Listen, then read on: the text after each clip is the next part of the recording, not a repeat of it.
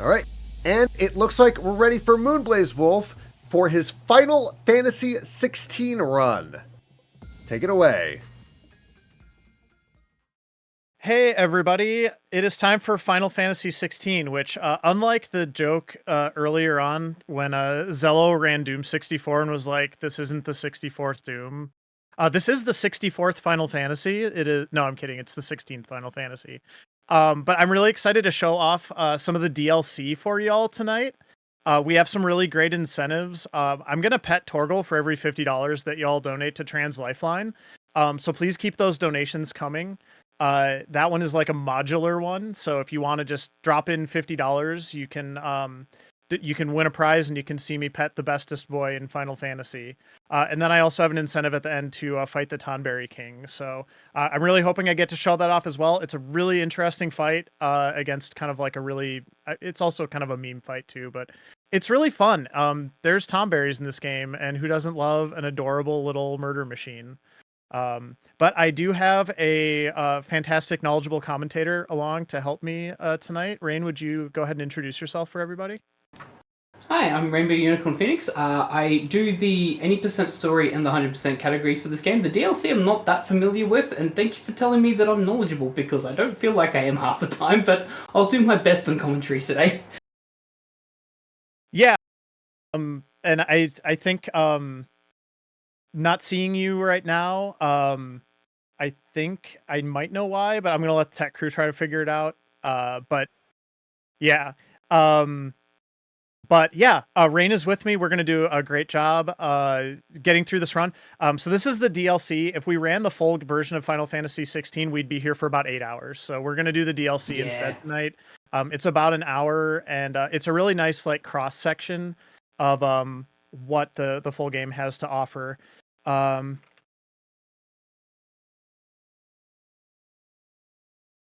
And I think we'll be ready to go here in just a second. I do have a bid war for the language. RB, what won the bid war? English won the bid war. English won the bid war. Well, that means we get to listen to the wonderful voice acting of one Ben Starr, who is just a wonderful, wonderful model of humanity. So Fantastic. Thank you, everybody who donated for that. I love listening to Ben's voice, even though I've listened to it for probably like 300 hours at this point. But yeah, we're going to go ahead and get into the run. I will let the tech know when it is time to get started because I have to actually trigger the quest. But we'll go ahead and load my save here and we'll be into it shortly. And we can start talking about the world of Final Fantasy 16 and the mechanics of this game, and just it's an action RPG. It's very different than it's a little bit different than your mama's Final Fantasy or your dad's Final Fantasy. So but time is going to start when I heed the mysterious request. So we'll go ahead and get going in 3, 2, 1, go. And I'm going to start by immediately skipping a cutscene. This is some of my friends. That's my brother Joshua, my frustrated love interest Jill, and Otto, who is just a guy. So, and then, yeah, we're going to go ahead and kick this DLC off. This is basically a post-game DLC. You do it right before you go to the final boss fight if you're playing the game and you have the DLC. Rain, do you want to just maybe talk a little bit about what the New Game Plus part of it is? Because New Game Plus in this instance doesn't necessarily mean what you might think it means from other games. Yeah, so New Game Plus, especially with Final Fantasy 16, is that you get to carry over all of the equipment and the abilities and icons that you get from the save file that you have. But for a DLC playthrough, it's a bit different. And the reason why is that the DLC is unlocked before you do the final boss fight, meaning that the DLC side is before you end up beating the game. So a lot of people that look at that and go, oh, it's a New Game Plus, therefore like, oh, you just get everything handed to you. This is a DLC part which happens just before the final boss, meaning that you have to kind of do everything already to be able to get here, but also for the actual DLC to activate, you also have to do a whole bunch of side quests as well. I think about 40 or 50 side quests to unlock the ability to be able to do this. So just because we put a New Game Plus stamp on it does not mean it's a walk in the park. It is actually pretty much almost as intended to be. We gotta talk as about my friend difficult as it can be. Ambrosia here really quick too. Sorry, I just realized yeah. I didn't share my screen. I'll go ahead and do that in just a second. That's on me. So, but yeah, we just had a moment with our friend Ambrosia, who is a squeaky chicken. Only time we get to see her. We don't even get to talk about the squeaky chicken. She's immediately gone. Yeah, unfortunately, in this DLC, you don't really spend too much time with your best bird, Ambrosia. If you do the full game run, you have Ambrosia for like 3/4 of the run, and Ambrosia is like very, very important to the run and the movement tech. This game has amazing, amazing movement tech, and that's probably going to be the focus of this next area, because we're going to be moving for quite a bit here. So basically what happened was we found out there's a lot going on in Final Fantasy 16. We don't necessarily have to talk about the entire story, but basically the main character, Clive, is a summon. I'm the summon Ifrit, and a lot of the story focuses around interactions with other characters in the game who are also summons. So if you've played any Final Fantasy game before, you probably know most of the characters in this game already. Yeah, absolutely. Movement as well is very important in this game because, as you can see here, that they're using a whole bunch of Phoenix shifts. There's a what we call a stumble animation, unfortunately. Got it out of the way early.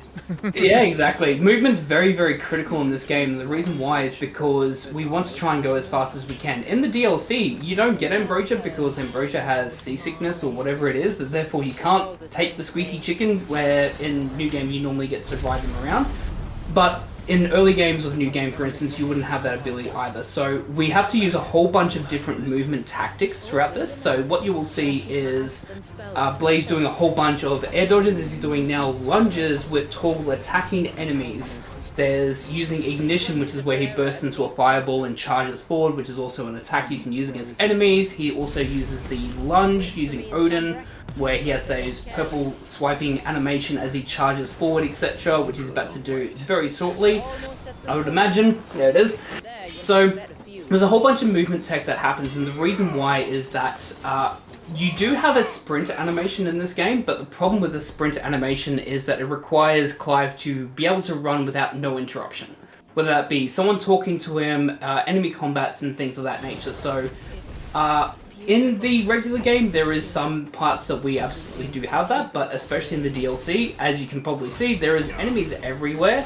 So we don't really get the choice just to sprint where we need to. We have to use these complex movement abilities that we have available.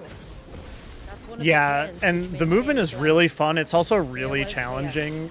It's so hard to do well, and it's so satisfying when you do it right. It's one of those kinds of games, so...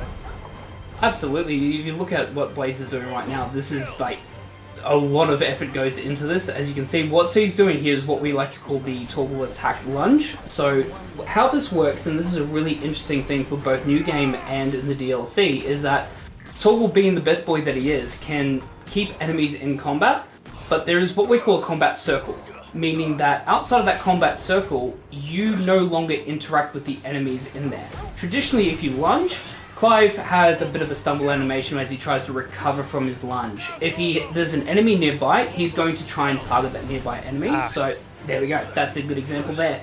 So what we do is we have Torgal sit there and try and keep enemies in that combat zone, and we try and get outside of where the enemies are spawning in, or where outside of where Clive is targeting. So therefore we can lunge outside. And that's some of the advanced movement tech that we have in this game. The good thing about the DLC is you get to see all of the movement tech that we have. Yeah. There's also some really interesting, cool movement tech that you can do with like a combination of abilities from like 3 different icons. It involves like Shiva and Odin and the Phoenix stuff. It's very complex and very difficult. It probably saves a little bit of time over what I'm doing, but I am very comfortable with what I do because I do a lot of runs of the New Game. And you don't use that in the New Game run, particularly because you get Shiva extremely, extremely late. And Odin as well, so... It's a risk versus reward, because if you notice when he Phoenix shifted, for instance, and he landed on a ground level and he wasn't above the ground, Clive went into stumble animation. A lot of movement has that, where you have what we call a stumble animation. So for a lot of movement tech, you can go from standard, which is running, to sprinting. You have advanced, which is the Phoenix shift, or the Odin lunge, or things of that nature.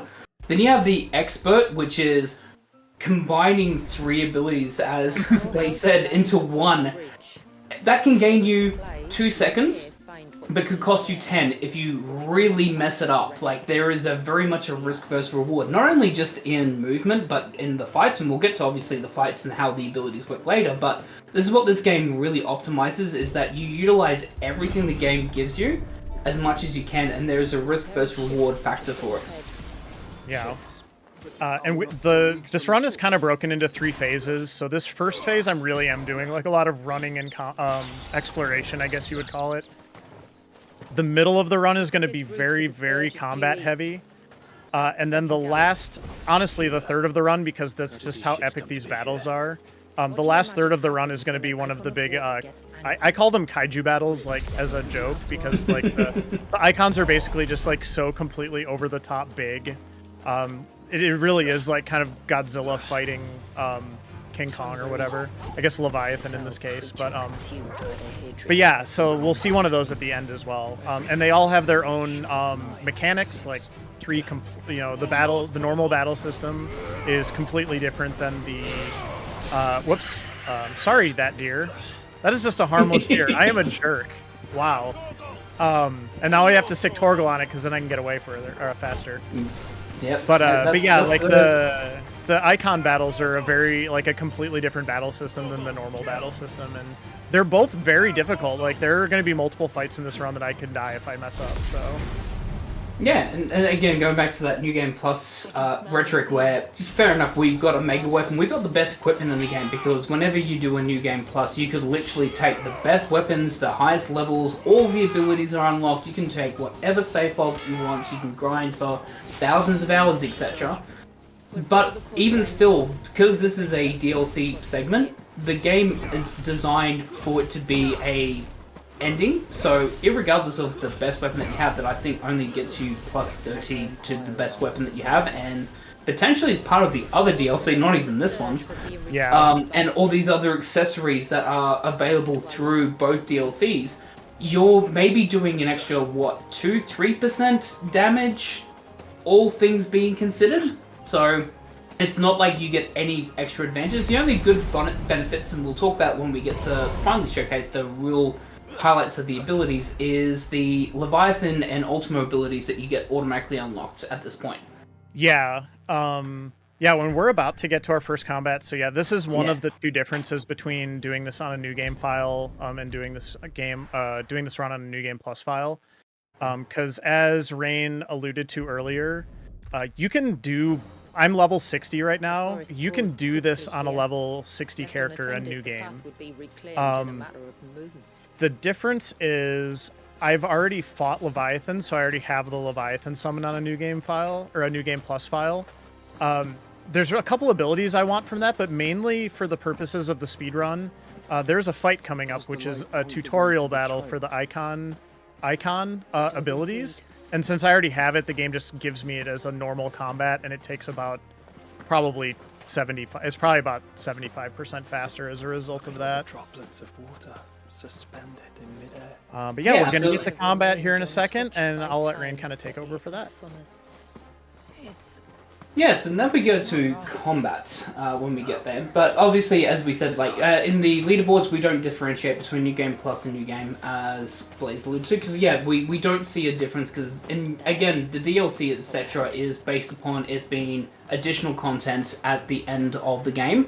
So we don't differentiate. It's always better if you can just skip the tutorial, anyways. But what we're going to see in this combat is the full extent of all the abilities that we have. So the way that combat works, I suppose, in Final Fantasy 16, especially if you're speedrunning it, is all about ability management, because let's be honest, the abilities are much stronger than just swinging a sword at something. So what we do and plan is the abilities to be able to activate and spend the abilities in a certain method depending on when enemies spawn, depending on the cooldown rate that we have, because every ability has a damage and cooldown rate. We also look at this from a will gauge. So if we look at this particular enemy that we have, there's a red gauge and a yellow gauge. We have HP and will. So also talking about stagger for a little second here as this is all happening, because you're about to go into full stagger whilst other enemies spawn, is all the main mini bosses and main bosses have both HP and will gauge.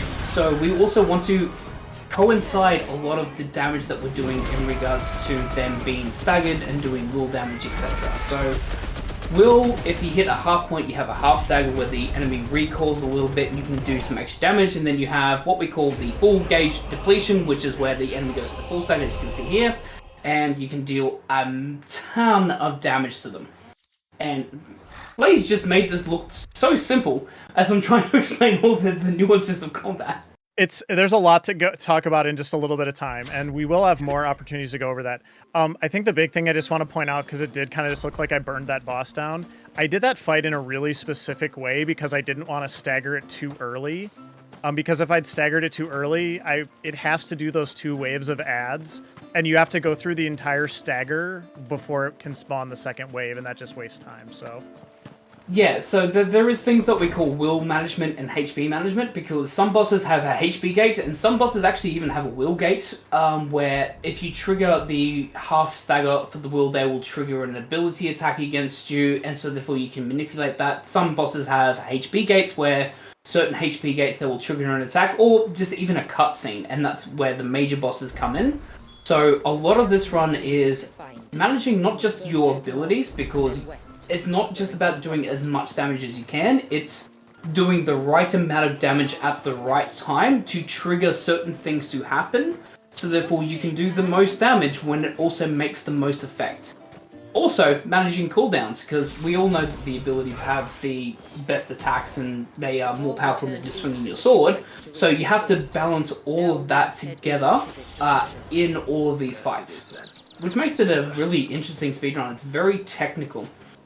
Also means that a lot of things can snowball really quickly if you use an ability at the wrong time. If you whiff an ability, so you accidentally send an ability out like an ignition, you don't group enemies. If you use a rising flame or use an ignition, etc. If you don't do the damage that's expected, you're now short damage or short will. Therefore, you route on the fly very quickly in this game, unfortunately, and it can snowball very badly whilst you're waiting for the cooldowns to work and stack together.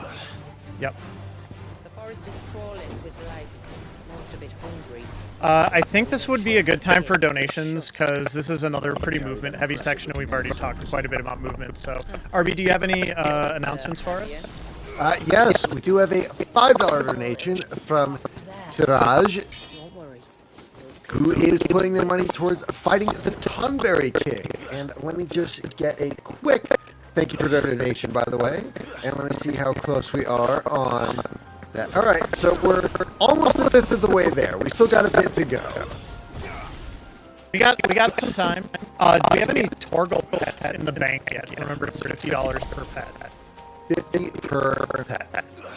We are so close. Okay. We need a pet Torgal. I haven't really gotten to show off a lot with Torgal yet. We've talked about Torgal, but Torgal is really, really important for this run, and is also just so fluffy and adorable. So he needs lots of pets. He needs like 10 pets. So let's make sure we keep those donations coming for that. I think 10 should do it. He'll be happy with that. That was not smart on my part. Okay. So that's the example of movement where the stumble animation, for instance, makes it very difficult. So a lot of the movements, and it actually is a big time waste, surprisingly enough, in the full game, but also in the DLC, is you need to be smart with your movement, because that stumble animation is 5 seconds. It takes a long time to recover, so movement does play a very, very big part in terms of like making sure you're being able to quickly connect in the game. When you mess up, it feels like about 20 seconds before you get control 5 back. So painful. All right. So we're finally coming up on kind of like a big move heavy or a big combat area. There's a lot of fights in the zone. Called the area. But it's a good abilities that they use a lot of them. But also, it's time to talk about different layouts, because we played the latest biggest updates that we had in terms of this is that we could, you see here, change layouts. So we can change the layouts depending on, I think there's up to 6 things you can subscribe to yourself. Obviously, in the game and initial you would use them. It's absolutely important, especially if you're doing Game Plus, because you can do things like what we're doing here didn't quite get the DMC off, but a little bit. So then back up. I meant to recharge Transcendence in there, and I just you have to hit it. It's not a huge deal. I'll be able to get it squared away later. About icons and abilities then, if we're talking about this. So we have different layouts and abilities because there is literally 28 different abilities that we can equip at any one point in time. So abilities will have obviously different effects. Some are good for close combat, some are good for single enemies, some are good for area of effect, some are good for irregardless all the enemies, etc. What we're talking about here is Zankazuken, which is the Odin major ability, which is that you can level up that ability. If anyone's played any Final Fantasy game, you know what that means. You know it's the ultimate sword attack, etc. So we charge that up by hitting enemies. So that's one of Odin's abilities. Basically is charging up so you can unleash as much as you can. But also now going to the big boss here, we can see that we've changed the loadouts and we need to make sure that we're doing as much damage as we can to a single enemy, which includes things such as Lightning Strike. We also have Lightning Rod, we have Giga Flare, we have the Ultimate ability, which is the upgraded version of Rising Flame, basically. Proselytize, that's what it's called. We have Ignition. We're using all these different abilities to try and deal as much damage as we can, as well as much will damage as we can, to try and beat them up. So we manipulate as the abilities that's required based upon the enemies and the groups that we experience. Because you don't also want to be in a situation where you have things such as Flames of Rebirth, which is where the Phoenix Wings comes at your back and you incinerate everything in front of you, or even potentially Zankazuken, where it's just one single enemy. You want to try and kill as many enemies with that as you can. So a lot of these abilities and the loadouts that we have and how we manipulate all of these abilities and what loadouts we need basically is determined on the fights that are coming up, which is both positive and negative because we have cooldown rates, we have attack rates, etc. But also we need to manipulate them depending on what enemies we have coming up. So Rain, I have to point out, because that fight went incredibly fast, and a lot of it was because of those red numbers that I got. That is kind of unique to the DLC. Do you want to talk about that a little bit? Yeah, so you also have different accessories equipped as well, which is based upon, so there's certain accessories which will be, you can gain in the DLC, which is increasing things such as your stagger damage. So when you stagger an enemy, you can go into, aside from 1.5 being the highest amount, you can go to 2 times the amount of damage through in DLC. There's also other DLC equipment that you can get that can extend your Phoenix Shift movement. There are things of that nature as well. So that's one of the key things with the New Game Plus, is that you can deal a lot more damage. You still need to be on your toes though, because you still need to hit. Getting to 2 times stagger is not easy, because there's a lot of attacks that need to happen to be able to do that. And especially if you can see what this code is doing. Some of these enemies are very quick and agile, and one wrong movement just means all of a sudden you just are whipping a lot of your attacks as well as you're trying to set everything up. Yeah, and this is where I'm going to get punished a little bit for missing that dancing steel earlier. Because how I would normally want to start this fight is I would want to use Zantetsuken to just take all these ads out. And I'm unfortunately not able to do that because I don't have Zantetsuken loaded up at the moment. But you know what? We're just going to make it work. A lot of being a runner of this game is you have to figure out how to improvise. So yeah, so there's no surefire way to tackle every enemy. You have a set plan in motion whenever you do this, but the key thing, especially with abilities being the central point as to how we deal damage and how we crowd control, for instance. So Ignition can group enemies in, Flames of Rebirth can hit all the enemies, Zankazuken can hit all the enemies, etc. If you don't have that ability available and you can't necessarily prime it to be ready, a lot of the fights end up becoming a on-the-fly routing as to with the current ability set that I have, how can I best deal with the situation that I'm in? And that's where some of the best runners, like Blaze, as you've seen, just rinse through this, because this was not necessarily the plan to begin with, but ends up coming out of it really strong because they have crowd control abilities and they know how to crowd control using the abilities they have on hand, etc. I did okay. I got put to sleep or knocked out whatever once. Like, those things have that really annoying gas attack that I think you saw, but it was funny that one of them actually outlasted the curl, because, you know, curls are pretty tough. They also were the smart one. They're sitting there going, looking at what you're doing and sitting there going, I don't want a piece of this. Why am I going to go into this fight? No, I'll take him out afterwards. Oh, alright, we got a big fight coming up here. This is kind of a wild one.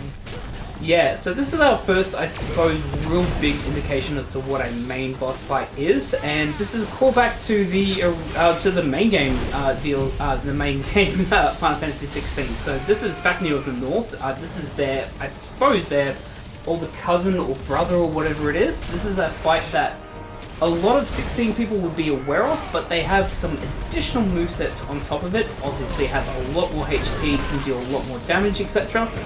A lot of what we're doing here, though, again, is in regards to using abilities to be able to trigger certain effects. As you can see, we hit half stagger here, which then leads into them doing an outbreak.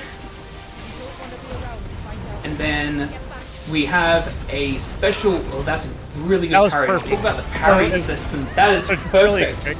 So wow. As long as you limit break there, you will always parry that, and that is a really important parry. Not just for the damage, but also it keeps him from rolling around the map like this, which he's gonna do it at least once. It's kind of impossible to avoid. So I'm gonna take a different tack this time, which is I'm gonna use Mega Flare. Oh, I missed that. That's okay though. We'll still get Mega to Flare it. 2 is still good in this situation though. Oh yeah. Yep. I like free damage. Yep, absolutely. Because yeah, that parry is very, very critical, and there's a lot of enemies you can actually parry, especially big bosses. And this is where the action system comes into play for the Final Fantasy 16. Is that parrying is actually very critical, especially with bosses, and not impossible. It's obviously better if you can go into limit break, and we'll talk about the limit break system, which is where the gold icons are under the HP on the top left. But you can parry certain enemies' attacks, which gives you a window where time slows down, and everything that you do during that point gives an extra 10 to 15% damage, I believe, to enemies. Yep. So we want to parry certain enemies and certain enemy attacks where we know it's safe to do that. That's a really clean fight. Wow. Yeah, that went well. Whenever I get the stagger the way I want it, with my cooldowns the way I want it, I'm able to really push that damage. I think my damage in that stagger was like 120,000, which is just completely off the charts. It was insane. You can't do that. You can't do that without the that special accessory that I'm using. So really just like good use of that. And yeah, that fight did go very well. I'm very happy with that. So yeah, we do have a little bit of a break here between fights. So RB, do you have anything for us as far as announcements or maybe Torgal pets? I do have it. We have made enough for one Torgal pet. Okay. So we at least got one pet on the board, and I do have a couple donations to read out. Yeah, go ahead. All right. First up, Vanny Van donates $20 and says, always hyped whenever the devastatingly handsome moonblazewolf graces my screen. Good luck with the run, and can't wait to see you again at AGDQ. Yeah. I could. And we have... I just realized I forgot to change ability sets. That's okay. We're just going to go ahead and improvise again. It's all good. All right. And we have $5 from Lift, who says, Torgal Pet, Torgal Pet. Thank you both for your lovely and devastatingly handsome donations. Yeah, I really need to build up a Zantetsuken here, so I'm just going to like do it by whacking this. Oh, maybe not anymore, but yeah, they like to explode. Maybe not that one. Yeah, but this second wave of enemies I really do need a Zantetsuken for, so now I've got one. So this is the what power we're of talking about, level 5 wrapping up the Zantetsuken. Yeah, go ahead. But yeah, this is what we're talking about running on the fly, but we also didn't have a Zensuzuken on this one. But using the ability that we didn't have it previously, you can also route in mistakes from previous encounters to the current encounter that you have. It's like two wrongs making a right. Exactly, it is, and that's where a lot of the difficulty with this run comes in, is because every run is always going to be different, because no enemy is always going to be the same, so you're always going to have to think on the fly, unfortunately. That's where this comes in, is just understanding how the abilities work and understanding how you can make the most of the abilities you have currently equipped, even if you forget an ability that you should have equipped will help you for the rest of what you're doing here. So this is what we're doing here, is that we got Zensuzuken level 5 because we need that for an upcoming fight that's happening now, but we also have a whole bunch of other abilities that's going to help us crowd control at this point.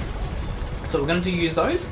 There's also a backup that we have that does exist in Final Fantasy 16, that most fights do have a autosave. So once you go through a major fight, if you reload a save, most of your cooldowns do regenerate, whilst you keep all the rest of your abilities. So if we do need to, we do have that as a backup, but again, that's a bit slow, mainly because it takes 25 seconds, I think it is, to reload a save and to get back into the swing of it, depending on where the save is, that is. But sometimes the fights are so long it's worth it, though, in the new game run. I don't do any save and reloads in the DLC, but there might be 1 or 2 fights where it's viable, but it's probably not that big of a deal. I would think this one would be a good one, would be a good example of, like, if something went catastrophically wrong, this one might be the only one that you would do it in, because there is such a big phase of enemies that you have to deal with. Yeah, and these bombs just have so many hit points. I just completely whiffed there. That's okay. I have an idea. How about you blow up? And this is what we're talking about, running with fight. Yep, they're going to explode now, and we just get out of the way, and they will do what they need to. There's one that's just, what are you doing? Stop that. He's hiding in the middle. His buddy's recovering for him. All right. Exactly. We found the king bomb. There we go. Oh, wait. No, that's a different one. We do have 1 Torgal pet banked. I'm gonna go ahead and pet Torgal right now. Oh wait, I can't. I'm in a combat zone. I have a spot I can pet Torgal soon, so we'll not forget. I just really, really want to pet him. He's such a good dog. He is best boy, and actually we'll talk about what Torgal does in terms of combat. So not only do we use him for movement abilities, because we can obviously use him for attacking enemies, but the attacking the enemies actually is very critical if you ever play New Game, for instance. The amount of damage might not seem like much, but he can keep enemies in place. Or he can heal you, so therefore he doesn't attack enemies and keep you in place. So Torgal is best boy because we use him a lot in the game itself, not only just for movement perspective, but also we can deal extra damage. So once we do a finisher, if we ask Torgal to sick or to attack, he will attack them, and he will do extra damage if we do that. So he's very, very useful for that as well. This is a really interesting fight because it's a boss fight mixed with 2 waves of enemies. So I'm actually using a unique ability set here so that when these new enemies spawn, I can just go ahead and use that Zantetsuken that I got built up. I also timed it so that I'm doing a Zantetsuken while he's staggered, so that is also obviously really good. Because when an enemy is staggered, you'll see that the multiplier is increasing, so therefore the more damage you do, or the more hits you do against an enemy, the higher the damage during their stagger happens. So we do try to also time certain effects to happen where we can deal as much damage as we can if they're staggered. So sometimes it feels like during stagger we're not doing abilities, and a lot of people will sit there and go, hey, but if you had this ability during their stagger, this would be better. There is a calculation, whereas like we need to make sure that at a certain DPS range, this actually makes sense for us to stagger an enemy and then use abilities. Otherwise, again, you throw out the ability cooldown. Yep. And here we go. Here's one of my favorite bosses. This is a very scary boss, especially after this first phase isn't bad, but it's going to get very serious after that. So I'm going to really have to focus here, and I'm going to make sure Rain is doing a lot of the commentating here. So yeah, so Timekeeper is basically probably one of the hardest bosses that is not an icon boss. It probably is the hardest boss that is not an icon boss. The phases are going to be very quick, and the first phase may seem very trivial for a lot of people. I have to also say that when I played this casually on story, nice parry. That's actually really good, so therefore you can get, yep. This is where the parry system again comes into handy, because you can deal a lot of damage off the parry and set up what we like to call a HP trigger. Because every major boss like this will have a HP trigger where they will move into the next phase. We also don't want to go into what we used to call a dumb stagger, but we don't have a dumb stagger in the DLC. Which is where basically you can't deal any more damage until they trigger a cutscene, etc. But luckily these bosses don't have it. So, this boss is also going to become very, very difficult in the second and third phase. Mainly because they are supposed to invoke the essence of an additional essence of Shiva, the Ice Dominion, because they freeze time. But Tish, that is basically what the paradox is. But they also will freeze you in place. They move around really quickly. This boss does, I would say, would take the norms that you've normally experienced in Final Fantasy XVI boss fights and subvert them, because not only are they quick, but they can also slow you or stop you in your tracks immediately as soon as you think that you can unleash an ability. I thought I dodged that. That was too bad. Oh well. So here we go. Here's the first instance, is that we have a Flash immediately trying to stop us so he can hit that. Lightning Rod. So I'll talk about Lightning Rod because this is one of the most underrated abilities that we have. So, Lightning Rod is that little diamond electrical thing that is there on the right side of the screen. It's just now gone. This is probably one of the most important abilities when you're speedrunning, because that icon itself, if you put it down on the ground, means that any enemy that attacks it will immediately go and if they hit that with actual any attacks, they have massive will damage. Therefore, you can do a lot of will damage, that yellow bar damage as well. But we can also use it to do a whole bunch of HP and will damage as well if we combine it with other attacks. The downside, as you saw, was that as we targeted it, we unfortunately targeted it because it counts as an enemy. So there's a problem with that. So that unfortunately, it's really useful for us to be able to do additional attacks and damage to enemies. But it also is a downplay that for lock-on abilities, our lock-on unfortunately targets it as well. So what Blaze is trying to do here is to, when he sets it up, is to be able to do that with the combination of his abilities, but also make sure the Timekeeper is hitting it as well. This will deal a lot of damage in will, as you can see there is a good example. But that's also where Thunderstorm, for instance, was a... Oh, come on. Sorry, that happened again. Yeah, it happens. It happens. Like, this is even the most experienced runners, like the world record holders as well, have the same problem. The Lightning Rod is such a great tool, but it is also counted as an enemy, so therefore your lock-on system will betray you, unfortunately, as you do this. Yeah. And some of these AoE effects that this boss uses are so big that, like, you actually do kind of, like, lose track where everything is.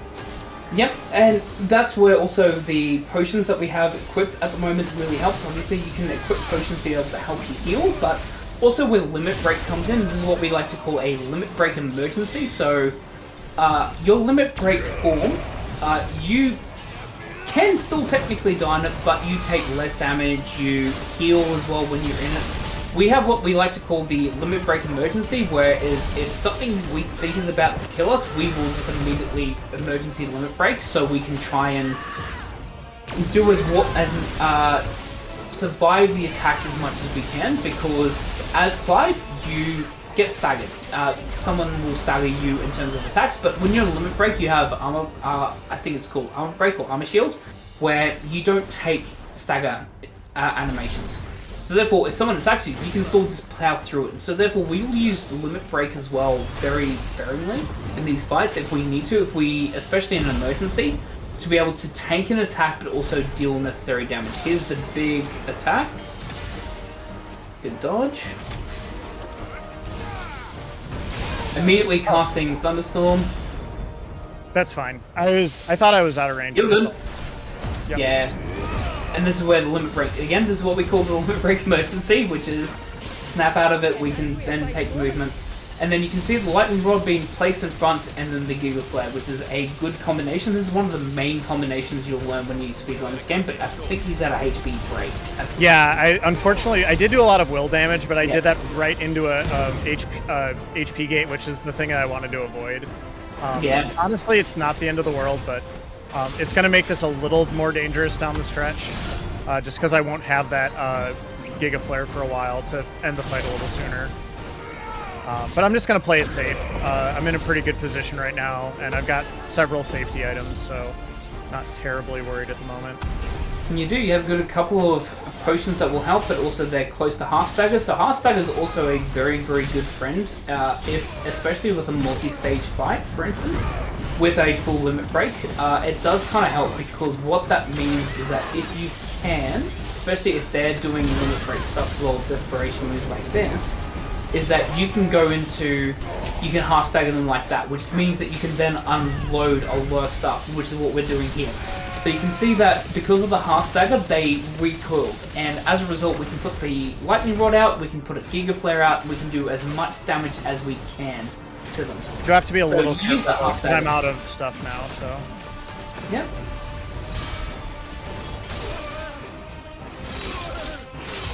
Oh dear, that is not good. Alright. He's almost dead. Yep. Oh, that's not good.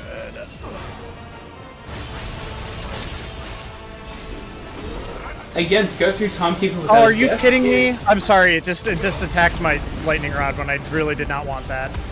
Yeah. Might have Yeah. finished off otherwise, so alright, we'll see how Yep. this goes. Yep. I'm gonna have to play that- very safe here. Also, to go through this without death is actually very, very rare, to be honest. Like,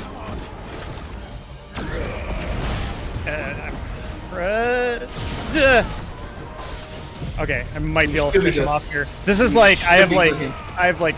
I'm living on the edge here for sure. Okay. GG. No, that's very, very, very, very difficult to pull off. So actually, absolute congratulations to be able to do that without a death, because that fight, again, as I said, like on New Game Plus, it's not immediate win. Yeah, I was That is sweating there. very difficult. It was mainly because I hit that HP gate when I didn't want to, and then I messed up an ability into my lightning rod for like 3 times in that fight. That was very weird. So anyway, it does happen, but we powered through. So I hope I didn't just use up all my luck, because the Leviathan fight is coming up, and that fight is also just extremely scary.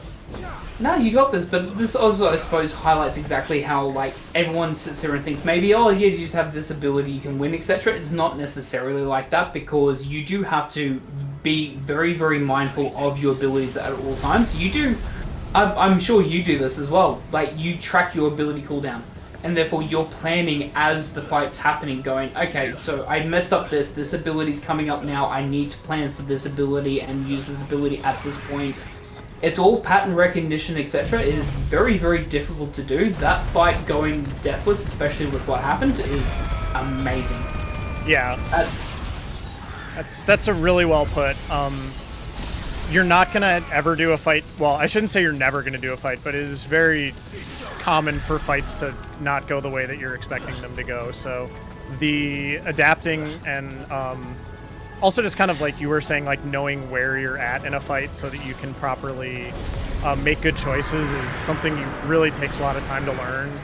I'm probably at about like 350 hours in this game at this point, and yeah, I'm still learning, so it's fun. No, that's why it's fun. I'm at 2,000 hours and I'm still learning things about this game. Are you kidding me? Yeah. You're doing the deep learning. Rain is learning basically the equivalent of this game's 100% run for a really, really long-a-thon next month, and I'm really excited to see that shown off for people, so. No, thank you. But yeah, no, it's all fun. This game is amazing to do that. But yeah, I think donations or any updates do we have? Agreed, yeah. Yes, we actually do have 2 donations. We have a couple donations. First up, Mr. Shasta, $20 toward the Fight the Tonberry King incentive. And he says, Good doggos deserve pets. Yes, they do, and we're about halfway to banking the next Torgal pet. For example, people like Rabbit Hikes, donating $5, wants to see the bestest boy Torgal get petted. And they say, have a great run, Blizz. And thank you both for your donations.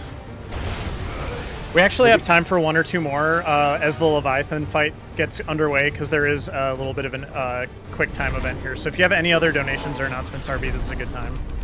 Okay, that's it for now, but like I mentioned, as far as the bid wars and the incentives, Pet Torgal, about halfway to the next pet, and we are a little over a fifth of the way to fight the Tonberry King.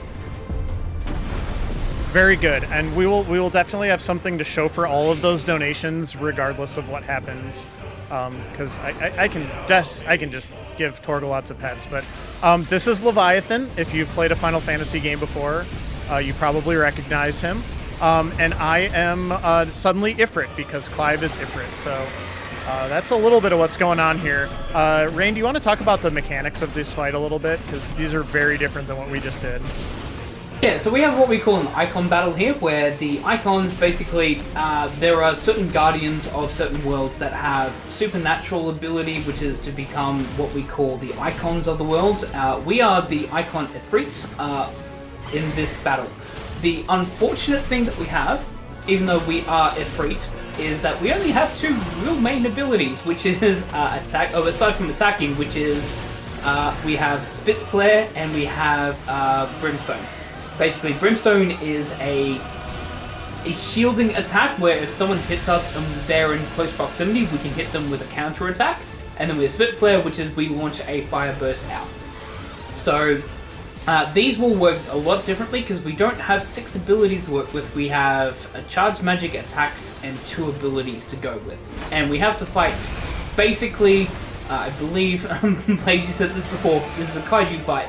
We have a kaiju fight with 2 abilities, attacks and magic, and that's it. Yeah, so a lot of this is really about just maximizing my abilities. So far, so good. There's a little bit of tech to this fight. I don't know if I'm going to get it. We'll see. There's an ability that he does that I might be able to skip here. We'll know very soon. Because there are HP thresholds. Yeah, if I can stagger him here, I think I'm in good shape. Okay. Got him. Yeah, you got him. Yeah, you got him. Should be able to avoid Grand Fall now. So, yeah, so this fight has 5 phases. As long as when I hit a certain HP threshold, Leviathan will move to the next phase. There's no stopping my damage, though. And also between phases, I tend to be able to get a really nice cooldown because your abilities will still cool down during the FMBs. So yeah, I managed to skip Grand Fall there, which is really good. It probably saves about 25 seconds. Probably more. It's like 40 to 35, I think, because yeah, he does 3 sequences attacks where even if you have, by the way, got to within 1 HP of that HP gate, if he starts that attack, it doesn't matter. You will do 1 HP damage irregardless of what you do, and that's it. Yep. You have to go through the attack itself. It's what we like to call a desperation move if anyone plays Kingdom Hearts or anything, or even some Final Fantasy games. Like, that's what we call a desperation, and sometimes you can skip it, which is, that's a really good skip there. It's a waste a lot of time. Yeah. And this fight really is kind of like, you do a series of these icon battles during the main game. I would describe this fight as like the final exam. Because you really do have to take kind of like everything that you learned and put it together. It is very easy to lose this fight if you don't do enough damage or if you don't dodge things well. So I'm kind of trying to balance those 2 things. I'm trying to play as aggressively as I can, but also I have to respect that in certain situations, I have to play defense and make sure I don't take damage. It's a really good Split Flare opening. So yeah, the big thing is that the Leviathan's head is the weak point, so therefore we're going to get crit. And you'll notice things being in yellow, in grey, and red, etc. In yellow, that's typically a sign of you've done the best damage you can at that point. Then you have grey, which is like, oh yeah, you've done etc. etc. If breach fights and icon fights, you don't necessarily get that, but the head of the Leviathan is where the critical point is. So you want to do as much damage as you can here. The problem with Leviathan being the gigantic water snake that they are is that they're slippery. So you want to try and maximize as much damage as you can, but they can also do things like that, which is a very quick. If you don't recognize that ability quick, or that move quick, you're going to get caught into it, and you're immediately going to take almost 30-40% damage. Yeah. We do have 6 heals, which is the firelight, so you can see in the bottom left-hand corner, which recovers about 30% worth of damage, but you only have 6 of them. And that may seem like a lot, but with this fight, you need every ounce of them. Yeah, so far so good. I haven't taken any damage yet, which is obviously very important. Part of the reason why the game does kind of make this fight a little harsher, I would say, is we talked about this a little earlier, but the game does have like a checkpoint system for boss fights. So I don't like game over if I lose, but I will lose time because he's gonna refill some hit points that I would have already taken away based on where the checkpoint is. So I think when I did this fight the first time, I probably died like 10 times just playing the game casually. And then you really kind of learn like what to avoid and how to dodge things. It's almost like a fighting game in that respect, so I would say. Oh, yeah, pattern recognition is a big thing with this game for a lot of these bosses. Not just the icon fights that we're seeing right here, but also just with every major fight. Pattern recognition actually becomes a really key part to running this game very quickly, because you understand at certain periods, like, yeah, this cutscene triggers, or they're going to do this attack at this HP gauge, etc., which also helps. Now, okay, so we're going to talk about this purple gauge. So, if you've not played this game before, this is what we call a DPS check. So, you must be able to beat this DPS check before a period of time, otherwise it's effectively a game over. Every boss in the main game has this. In the main game, it's not as tough as this one is. This one is a real proper DPS check. I think the developers took the concerns of some players and elevated by about tenfold. So what we need to do is we need to do as much damage to break that purple gauge before time's out. If the time does not run out, you could technically survive, but it's still pretty much a game over at this point. The whole reason behind this is that Leviathan at this point is trying to summon a tsunami that's going to try and destroy the village that we went into to begin with, and therefore like the whole we didn't save the town kind of type thing happens, etc. Yep.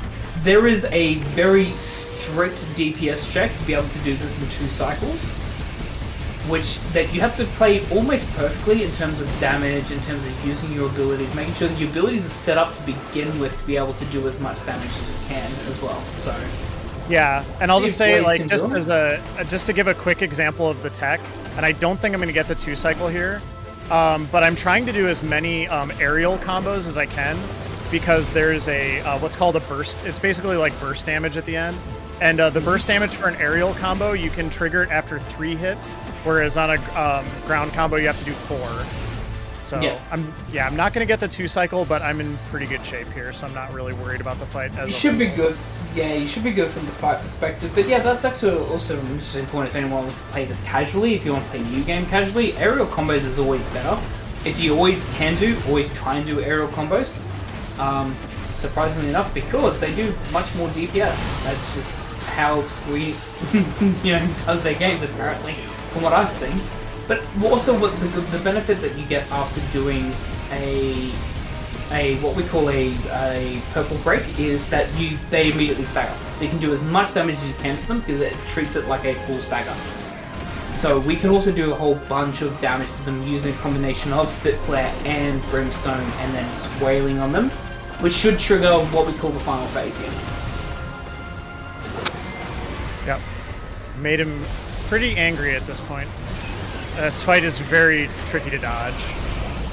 Maelstrom, it's easier to not dodge than it is to dodge. Sometimes it's better just to take the damage.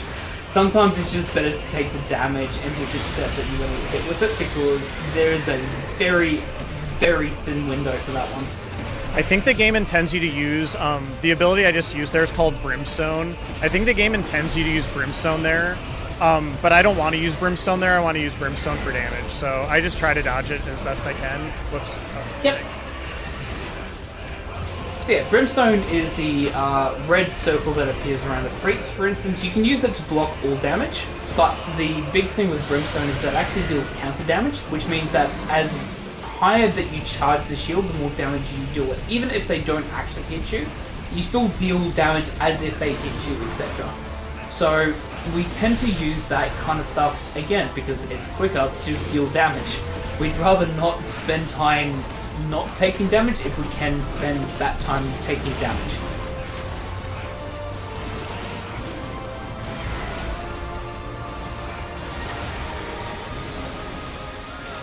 And so the other thing that you'll notice as well is that Blaze is doing a whole bunch of precision dodges.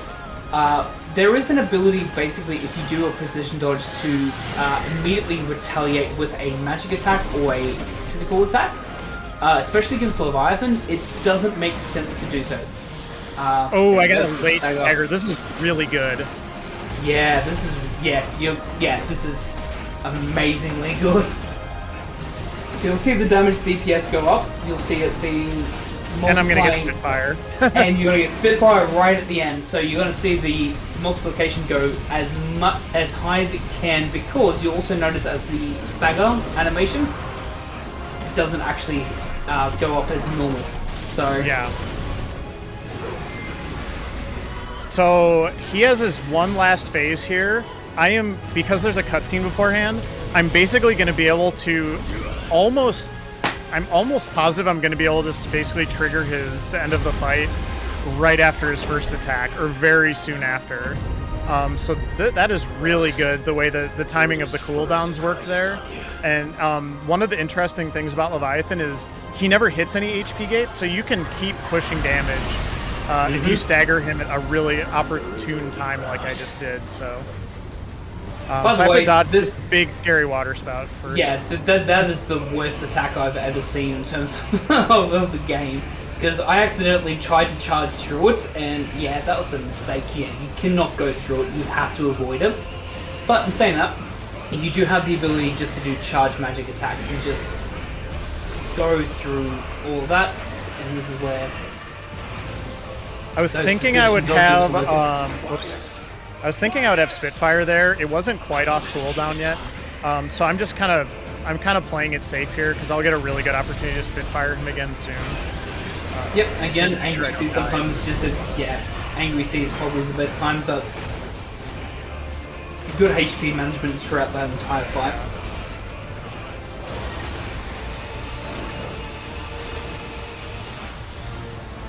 This is totally like his desperation phase, by the way, so a lot of this part of the fight is just trying to survive and do a little bit of counter damage. This is where I'm hoping to end the fight, so we'll see. For whatever reason, Spitfire always locks onto his head here, so you just get maximum damage once you dodge that Angry Sea's attack. And we'll see what he does here. Should be good. Oh, I just half staggered him on accident, but that's fine. Yeah, you're good now because of the HP. Yeah. Yep. All right. So I've triggered the end of the fight. So time is going to be coming up in about probably 45 seconds or so. I just have to get through this cutscene, and time will be when it says Leviathan tamed on the screen. So, ooh, that went much, much better than a lot of my recent Leviathan fights. I'm very happy with how that went. So, very good Leviathan fight. Like, that's so clean. Yeah. I think a big thing about that, especially if you're playing casually, is that a lot of people, unfortunately, will burn through a lot of the Firelight, which is your recovery. You kind of do need to, in this fight, use that for their bigger abilities, and that's the problem with this fight. Because they can absolutely rush you on this fight, but yeah. Yeah. The Angry Seas, you have plenty of healing for that, so... Also, just want to say, for the purposes of a little bit of storytelling here, Leviathan is basically an angry toddler. I won't explain why, but we're basically fighting a small baby right now. But he's a very angry baby throwing a temper tantrum, so... Yeah, pretty much. But yeah, time is coming up here. I'll go ahead and call it. And then we'll see what we have to do with Torgal and maybe the Tonberry King afterwards. But I just want to say thank you for everybody watching. This has been a lot of fun. And let's just enjoy the last moment here. And so ridiculous. This game is so ridiculous. And time. GG. All right. Yeah, it looks like that was like a mid 56. My PB is a 54. That timekeeper fight wasn't the greatest, so I think that's probably the main thing that held that run back, but I'm really happy with that overall. That was a good showcase. And I'm really glad I got to do that. It looks like we definitely have some pets to give Torgal. So I think what I'm going to do, because it looks like the Tonberry King probably didn't get met. RB, No. what is the total between those two incentives? Between the Pet the Torgal and the Tonberry King? $175. All right. So here's what's going to happen, chat. I'm going to pet Torgal 3 times, and if somebody donates $25 by the end of the 3rd pet, Torgal gets a 4th pet. So, you know what to do. And it sounds like a good time to type in ! Donate into chat. Where are you, Torgal? There you are. All right. So we got that little heart over his head. Just look at him. He's so cute. So we'll do pet number 1. Fetch. Oh, we're playing fetch. Sorry, we're playing fetch. Fetch is a pet. How would I be without you? Number 2. See if we can get 3 different animations at least. Oh, he did the same one. I want to at least get 3 different animations. Let's we'll do one more. I'm gonna give you all a freebie because that didn't count. Wait, that was the same one again. All right. I think he has like how many animations is there? Do you know, Rain? 5. There's 5. Okay, so we're getting a little bit of bad RNG. I want to at least get 3 different animations. And there's the treat again. Treat and pets are the 2 most ones, and then he does have a rollover animation. Oh my gosh, he just wants the same 2 things here. Okay, well, But he knows what he wants. he does. Okay, I'm gonna move because maybe it's like based on the elevation. It could be. I could be geographically being driven right now. Now feel good, boy. There we go. Look at that. Yeah. Yeah, wags and happy pats and head shakes and all that. So, all right, that did the trick.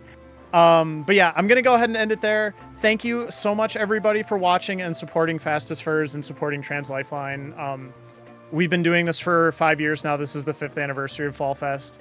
It gets bigger and better every year, and I have just absolutely no doubt that this year is going to be the best Fall Fest yet. We have so many good runs left. We have days and days of good runs.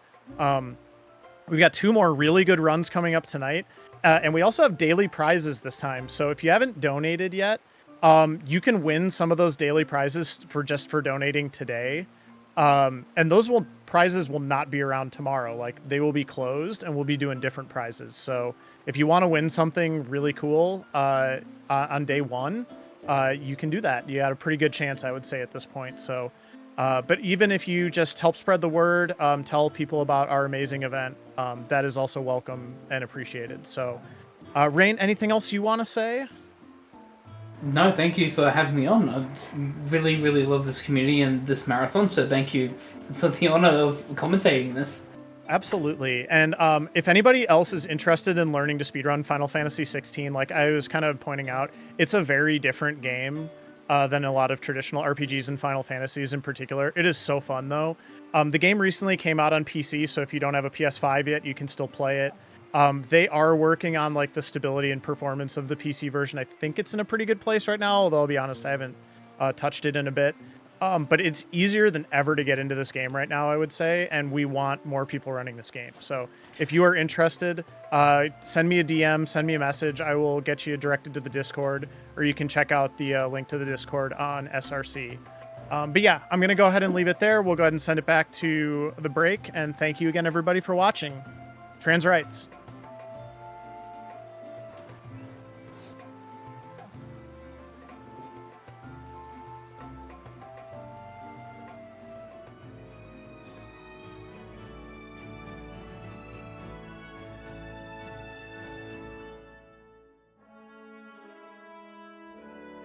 You know, the interesting thing about trans rights is that they're also human rights. Damn straight they are.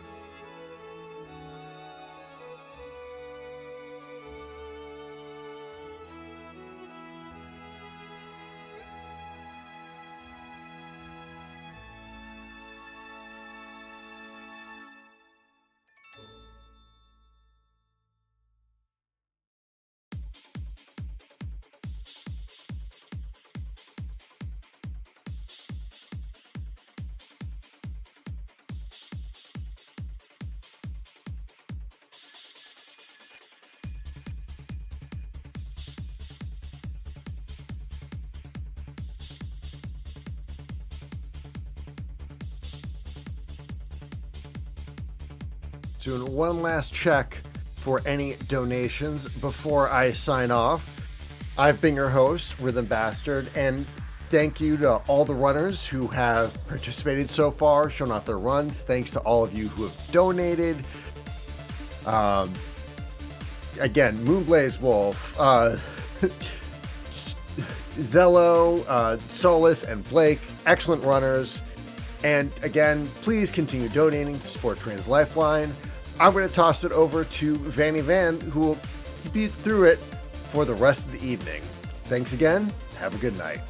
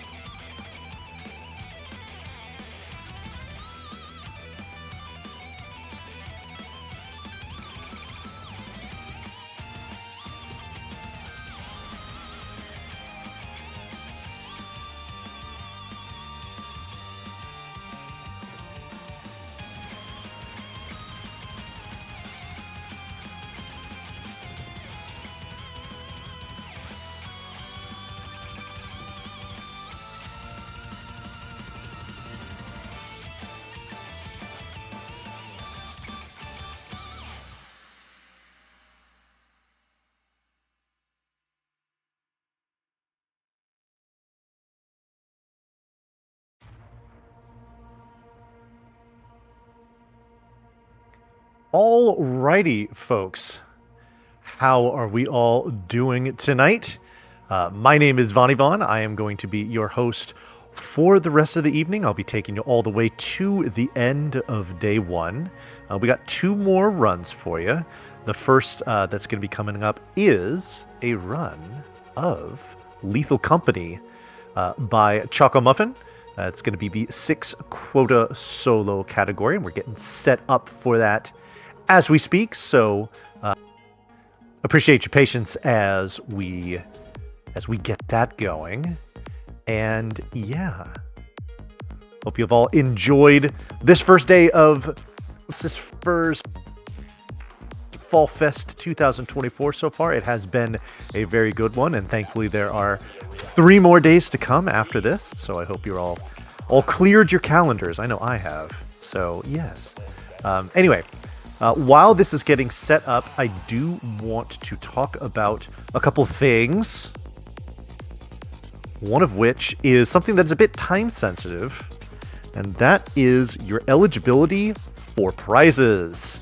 Thanks to the incredible generosity of the Fastest Furs community, we're thrilled to offer a different assortment of prizes as well as a unique grand prize each day throughout the event. And on day 1, cumulative donations of at least $50 during the stream will automatically qualify you to win the day 1 grand prize, which is an analog pocket donated by Furry Logic Escape Rooms. The analog pocket is the perfect way to play all of your classic Game Boy, Game Boy Color, and Game Boy Advance games in the modern age. Additional prizes are available as well if you make a single donation of at least $25. Now, if you'd like a full list of the prizes that are available each day, use the prizes command in chat. That's !prizes, and you will get a lot more details about that. So, who doesn't want an analog pocket? I know I do, so maybe I'll dig into the pocket for another donation here. Who knows? Anyway, so, that would be a great way to... we're getting pretty close to the $3,000 threshold. I feel like we've got plenty of time to get there. And if getting yourself eligible for one of these prizes is if that's what motivates you, then that sounds good to me. So get those donations in. Use the donate command in chat if you would like to see that link for how to get those donations in. And of course, don't forget to apply for the donation incentives. Really the only one we have left for the night is actually going to be for the run after this one coming up, where you can upgrade to the story mode ending. We need $500 to get to that. So if you'd like to make those donations to get in on that, be sure to denote that when you are making your donation.